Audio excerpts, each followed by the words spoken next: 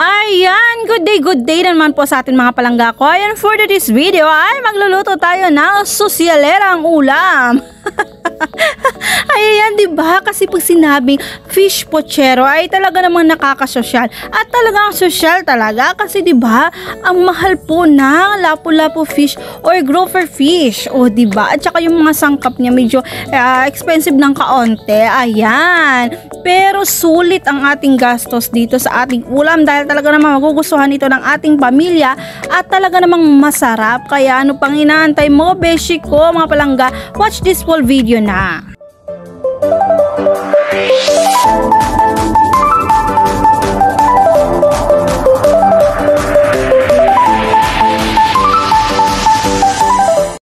At ayan na nga po mga palangga, naglagay na nga po tayo ng kawali sa ating kalan, pinainit at nilagyan ng mantika dahil tayo ay magpiprito na ng ating lapu-lapu fish. Ayan, isa sa mga paborito ko ang lapu-lapu.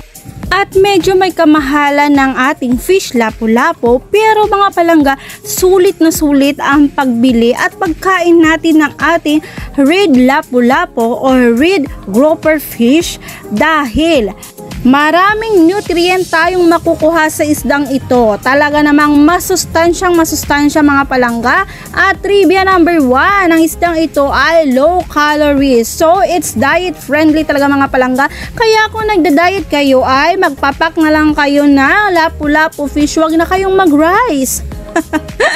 At pangalawang trivia mga palangga, ang isdang ito ay high protein content. It's also good for singular growth and repair. It is also good for preventing vitamin B6 and B12 deficiency. Make it good source of nutrients for those who are anemic. Ayan, sa mga putlain dyan at mga anemic kagaya ko, ayan, swak na swak sa inyo ang lapu-lapu fish. Ayan, kumain tayo ng maraming lapu-lapu fish mga palangga. At ayan na nga po ay tapos na nga po tayong magprito ng ating lapu-lapu fish. Hinugasan ko ulit ang kawali at nilagay ako ng mantika. At syempre nakita nyo naman, nagprito tayo ng patatas. Yan. Kagaya ng dating sinasabi ko sa aking mga vlog, kapag nagluluto ako ng ganitong masasarsa na pagkain, lalo na may mga patatas na yan, carrots, saging, ganyan, ay piniprito ko po muna bago ko po nilalagay sa ating masarsang ulam. Ayun. Ayan, magpiprito na po tayo. Ay, tapos na nga po. Hinango ko na nga po siya mga palangga. Ayan. Hindi naman sobrang luto. Yung sakto lang. Ayan.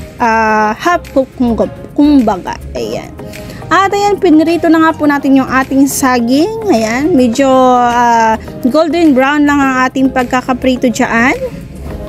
Ayan. Ang saging ay isa ring grabe din sa masustansyang prutas.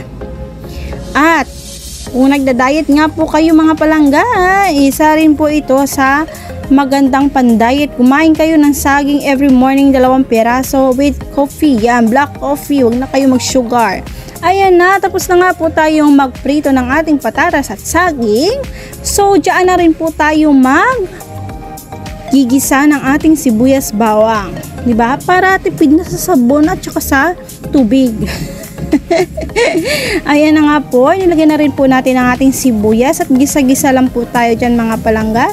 Nagdagdag po pala ako dyan ulit ng kaunting mantika. Dahil nga po parang nahigop or naubos yung ating mantika doon sa patatas at saka sa saging. So ayan, naglagay na nga po ako ng kamatis. Ayan. At naglagay po tayo dyan ng fish sauce. Nox. Ayan. Diba? Ang sarap maggisa. Amoy pala ng ginisa na yan ay napakabango na. Parang ang sarap-sarap na. Diba? At naglagay na nga po tayo dyan ng paminta. Yan. Diba? At durugin lang po natin ang ating kamatis. Ayan, ang kamatis po natin na nabili ay hindi masyadong nahinog. O hindi naman po kasi akong bumili niyan, yung hobby ko. Kasi kung ako ang bibili ng kamatis, talagang yung hinog na hinog talaga. Para pag panggisa talagang lalabas ang katas. Yun. Inilagay na nga po natin dyan ang ating sitaw. saging at ang ating patatas. At maglalagay na nga po tayo dyan mga palangga na tomato paste. Ayan, yung maliit na pack lang po yung ilalagay natin. Yan. Yung iba po, ang ginagamit nila ay tomato sauce. So, okay lang naman po yun kung yun po yung gusto nyo. Sa akin kasi, mas prepared ko yung tomato paste. Kasi gusto ko yung talagang malalasahan ko talaga yung asim-asim nung kamatis. Yan. Concentrated po kasi ang tomato paste. Ayan. Naglagay na nga rin po ako ng tubig. Mga 3 basong tubig or 4 yata ang nailagay ko dyan. Ayan, at naglagay po tayo ng magic sarap. Ayan, at kaunting asin. Yun. Hinalo-halo at hayaan natin kumulo. Yan mga palangga. Yun, kumulo na. At nakita nyo ba yung kulay ng tomato paste? Ang ganda, diba? Talagang lumalabas yung kanyang kulay, lalo na doon kumapit siya sa mantika. Kasi nagmantika po yung ating tomato paste.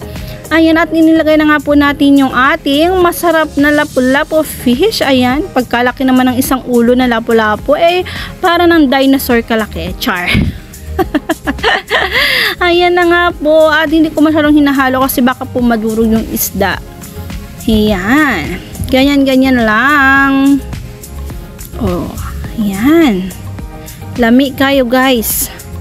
Yan palang okay na ha. Tapos nilagyan pa natin ng isa sa mga paborito kong gulay. At saka marami akong ginagawang recipe or patwist dyan sa ating gulay na yan. Yung repolyo. Ayan. Masarap na gulay, repolyo. At kahit na ano ihalo mo dyan, talaga namang swak na swak at masarap. At mamaya nga po ay maglalagay tayo ng ayan, pitsay. Pitsay, gid balahaw. Ayan, pichay. Yun. Ang sarap ng pichay. Isa rin yan sa mga paborito ko talaga. Ang pichay. Ayan. O, diba? Saganang sagana.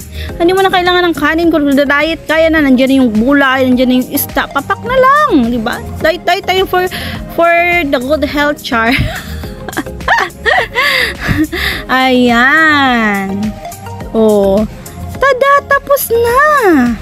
Lamig kayo guys, ganyan lang ka-easy, kabilis at kasarap yung ating lutuin. Ang ating recipe for today, ang ating grouper fish or fish pochero. Ayan mga palangga, maraming salamat po sa inyong panunood ng aking YouTube channel. Sana patuloy nyo pong subaybayan ang aking mga uploads. Ayan ang aking mga patrivia at sana wag kayo magsawang makinig sa aking kadaldalan. Ayan, maraming salamat po.